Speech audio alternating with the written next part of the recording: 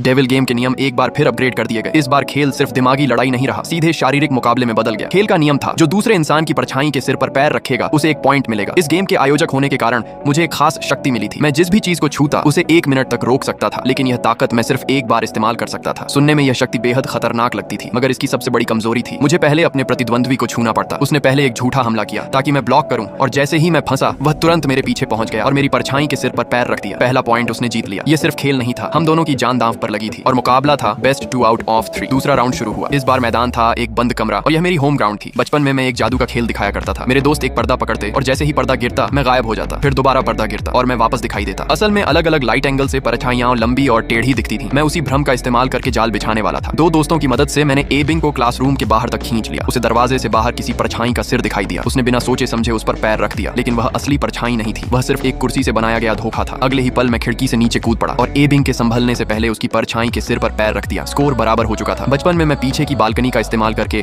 अचानक गायब होने का भ्रम पैदा करता था। अब आखिरी राउंड शुरू हुआ। इस बार माहौल और भी खतरनाक था। रोशनी जहां पड़ती सिर्फ वहीं परछाइयां दिखाई देती थी, लेकिन यही मेरी सबसे बड़ी ताकत थी। रणनीति बनाना मेरा खेल था और सबसे अहम बात, मेरी स्पेशल शक्ति अभी तक इस्तेमाल नहीं हुई थी, लेकिन एबिंग ने चुपके से बाहरी मदद बुला ली। वह एक अनुभवी खिलाड़ी था जिसके पास 5 डेविल कीज थी। उसी समय मैं अपना जाल तैयार कर रहा था। मैंने स्टेज के पर्दे को पकड़े रस्से को काट दिया, फिर अपनी टाइम स्टॉप शक्ति का इस्तेमाल करके पर्दे को हवा में ही रोक दिया। अब ठीक 1 मिनट बाद वह पर्दा नीचे गिरेगा और सीधे एबिंग पर आ गिरेगा। उसके बाद जीतना सिर्फ समय की बात रह जाएगी। सब कुछ मेरी योजना के मुताबिक चल रहा था। मैं सही समय पर सामने आया और जानबूझकर एबिंग को अपनी तरफ खींचने लगा। जैसा मैंने सोचा था, एबिंग मेरा पीछा करते हुए ठीक पर्दे के नीचे आ पहुंचा। डेविल गेम के नियम एक बार फिर अपग्रेड कर दिए गए। इस बार खेल सिर्फ दिमागी लड़ाई नहीं रहा, सीधे शारीरिक मुकाबले में बदल गया। खेल का नियम था, जो दूसरे इंसान की परछाई के सिर पर पैर रखेगा उसे एक पॉइंट मिलेगा। इस गेम के आयोजक होने के कारण मुझे एक खास शक्ति मिली थी। मैं जिस भी चीज को छूता उसे 1 मिनट तक रोक सकता था, लेकिन यह ताकत मैं सिर्फ एक बार इस्तेमाल कर सकता था। सुनने में यह शक्ति बेहद खतरनाक लगती थी, मगर इसकी सबसे बड़ी कमजोरी थी, मुझे पहले अपने प्रतिद्वंद्वी को छूना पड़ता। उसने पहले एक झूठा हमला किया ताकि मैं ब्लॉक करूं, और जैसे ही मैं फंसा वह तुरंत मेरे पीछे पहुंच गया और मेरी परछाई के सिर पर पैर रख दिया। पहला पॉइंट उसने जीत लिया। यह सिर्फ खेल नहीं था, हम दोनों की जान दांव पर लगी थी और मुकाबला था बेस्ट 2 आउट ऑफ 3। दूसरा राउंड शुरू हुआ। इस बार मैदान था एक बंद कमरा और यह मेरी होम ग्राउंड थी। बचपन में मैं एक जादू का खेल दिखाया करता था। मेरे दोस्त एक पर्दा पकड़ते और जैसे ही पर्दा गिरता मैं गायब हो जाता, फिर दोबारा पर्दा गिरता और मैं वापस दिखाई देता। असल में अलग अलग लाइट एंगल से परछाइयां लंबी और टेढ़ी दिखती थी। मैं उसी भ्रम का इस्तेमाल करके जाल बिछाने वाला था। 2 दोस्तों की मदद से मैंने एबिंग को क्लासरूम के बाहर तक खींच लिया। उसे दरवाजे से बाहर किसी परछाई का सिर दिखाई दिया। उसने बिना सोचे समझे उस पर पैर रख दिया, लेकिन वह असली परछाई नहीं थी, वह सिर्फ एक कुर्सी से बनाया गया धोखा था। अगले ही पल मैं खिड़की से नीचे कूद पड़ा और एबिंग के संभलने से पहले उसकी परछाई के सिर पर पैर रख दिया। स्कोर बराबर हो चुका था। बचपन में मैं पीछे की बालकनी का इस्तेमाल करके